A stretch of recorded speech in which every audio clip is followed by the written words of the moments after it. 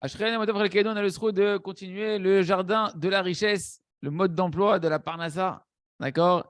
Et on est avant tout en train d'apprendre à sortir d'un fléau de la génération et à se mettre en garde et à prendre des distances pour pas que ça nous contamine à nous aussi, Chas Shalom, qui est le fléau des dettes. D'accord? Et donc, on a vu que la base, déjà, pour sortir des dettes, eh ben, c'est d'abord de se responsabiliser, d'avoir de la moralité, de son côté, sa conscience qui est éveillée, de devoir rembourser ses dettes et d'avoir la volonté ferme de rembourser ses dettes. Il se trouve, il nous dit le Rav qu'en réalité, lorsqu'un homme il a cette qualité de la droiture d'esprit, de la responsabilité qui s'éveille à l'intérieur de lui, même s'il est empêtré une situation qui est difficile et qui ne sait pas comment il va s'en sortir, etc., dans le ciel, on voit que tu es sincère et que tu veux être droit et que tu ne veux pas te laisser te défaire de ta responsabilité, alors on va t'aider. De toutes sortes de manières. Tu vas trouver des entrées d'argent, des délivrances, des gens à qui tu vas trouver grâce au jeu des gens, Ken, que les gens, soit mamage au sens simple du terme, eh ben, quand ils voient au sens propre du terme, quand ils voient quelqu'un qui est responsable, quelqu'un qui est droit, Ken, qui a une bonne renommée, quelqu'un qui fait du bien autour de lui, on voit que c'est une belle personne. Alors c'est facile les gens, ils ont envie de l'aider. Ils ont envie de l'aider à pouvoir s'en sortir. Ils vont lui prêter de l'argent, ils vont lui donner de l'argent, etc. Parce qu'ils voient devant eux une personne qui a véritablement l'image d'Hachem sur eux. Et donc, naturellement, les gens, il va trouver grâce aux yeux des gens. Et même des gens qui, des fois, ils lui ont prêté de l'argent. Ils vont lui dire, c'est quoi? Cadeau. Le prêt d'Yann Zdaka. Pourquoi? Parce que toi, dans ton cœur, tu t'es responsabilisé. C'est pas tu viens, je t'en prie, tu peux me le faire cadeau et tout. Non. Toi, tu veux lui rendre. Toi, tu veux lui rendre. Et Hachem, il voit que véritablement, tu veux être dans la droiture. Alors, il te fait trouver grâce aux yeux des gens. Et Hachem, il t'aide de toutes sortes de manières. Par contre, quand un homme, il n'a pas cette droiture d'esprit, alors Khadasham, il est effacé en bas et en haut. C'est-à-dire quoi? C'est-à-dire que dans le ciel, on ne l'aide pas et en bas, les gens n'ont pas envie de l'aider. Parce qu'on voit quelqu'un c'est un roulage, celui-là. Il veut ruser avec tout le monde, il est pas responsable, etc. Et les gens, après ils connaissent, c'est une mauvaise renommée, Khadashalom. On sait que celui-là, c'est le mec qui ne rend pas l'argent. Hein, comme dans. Non, je ne vais pas citer des choses. Bref. On connaît que celui-là, c'est quelqu'un qui ne rend pas ce que. Il rend pas, on lui prête de l'argent, il ne rend pas. C'est un voleur, en fait, quoi. Il n'a pas de droiture, il a pas de moralité. Et donc, plus personne ne lui fait confiance. Okay, et donc, bien évidemment, que personne ne va lui prêter de l'argent pour rembourser les dettes d'autres personnes, etc. Et les gens, ils perdent le désir de l'aider.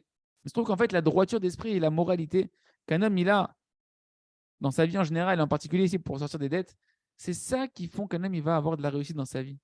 Quand tu cherches à être moral et responsable.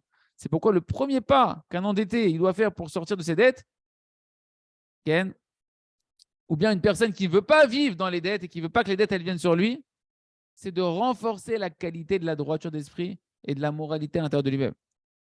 Ken, quand un homme il arrive à ce niveau-là, alors automatiquement, quand il arrive à avoir cet empressement et cette confiance qu'il va rembourser par tous les moyens ce qu'il doit rembourser, il sort de sa dépression.